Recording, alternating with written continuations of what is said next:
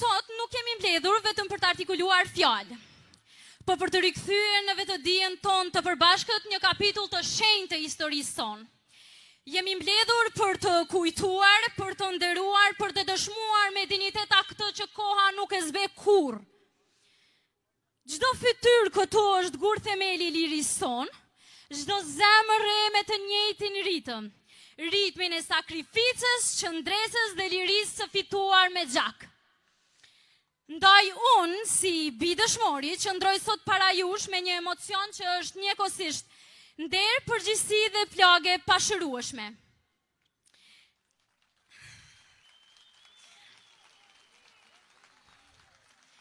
Emocioni im është simfoni krenarie, dhimbje, një ekuacion i ndjeshëm që lidh gjakun e të rënave me detyrën për të... Faleminderit.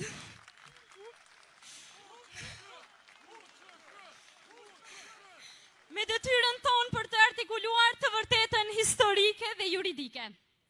Hashim Thaçi, Kadri Veseli, Jakub Krasniqi, Recep Selimi dhe të gjitha ata që u rrështuan në anën e drejtë të historisë, nuk luftuan për privilegje, poste apo lëvdi të reme.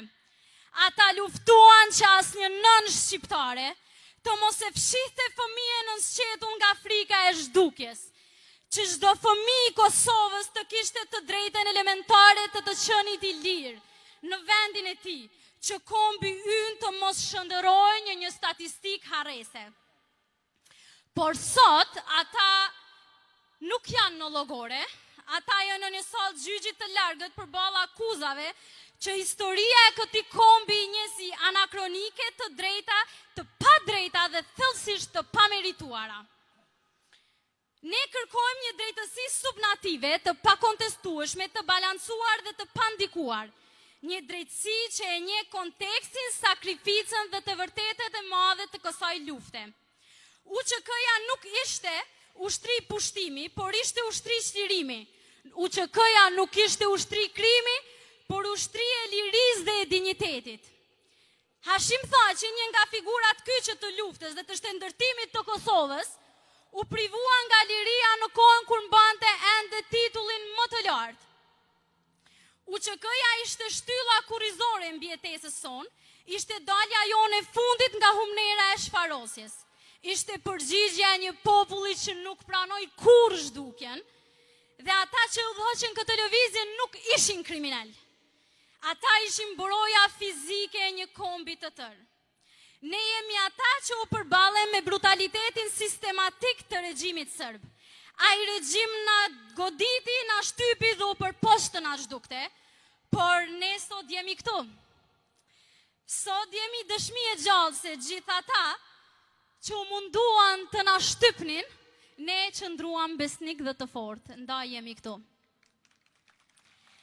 Drejtësia e humb moralin atëherë kur harron rënjët e së vërtetës, ndërsa e vërteta e humb fuqinë kur lejon të shtrembërohet nga paragjykimet. Kosova që ecën sot me kokën lënë ndërkombe, Kosova që zhvillohet e afirmohet, është testamenti gjallë i sakrificës së tyre.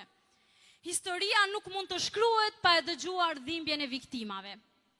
5 vite para burgim, pa aktgjykim përfundimtar, për Hashim Thaçin, Kadri Veselin, Jakub Krasniqin, Recep Selimin dhe gjithë bashkëluftëtarët të tjerë, janë dëshmi se ajo që po ndodh nuk është drejtësi, por është një ndëshkim politik. Dhe si të mos mjaftonte bara e padrejtë e viteve në paraburgim, shumë prej tyre u privuan edhe nga liria më themelore njerëzore, e drejta për t'i dhënë lamtumirën e fundit më të dashurve të tyre. Hashim Thaçi humbi baban, Kadri Veseli humbi të dy prindërit, Hysni Gucati babain e tij, ndërsa Nasim Haradina i vëllon. Pa mundësin që t'i përqafonin për herë të fundit. Kjo nuk është thjesht dhimbje personale. Kjo është një plagë kolektive në ndërgjegjes sonë kombëtare, një kujtesë e hidhur se sakrifica e tyre vazhdon edhe sot. Ne nuk shohim sot nga dobësia, por nga plagët që ende pikojnë. Nëna që u shuan pa parë djemt, baballarët që vdiqën pa lamtumir, bitë UÇK-s që mbeten larg varreve të prindërve. Dhimbja jonë nuk është një thirrje politike, ta din gjithë këtu e gjithë kombi, e gjithë shqiptaria, e gjithë popujt e Evropës, është zë i zemrës së një kombi që nuk haron. Ne nuk kërkojmë privilegj, nuk kërkojmë amnisti, nuk kërkojmë lehtësi për pa drejtësi. Ne kërkojmë drejtësi të pa kompromis, të pa anshme, të bazuar mbi prova. Precedent ndërkombëtar dhe kontekst historik. Drejtësi që njeh se mbrojtja e jetesës dhe dinjitetit nuk është krim, por e drejtë elementare e çdo populli, ashtu siç ishte edhe e drejta jon. Burrat që dolën sot, i dolën zotat dheut,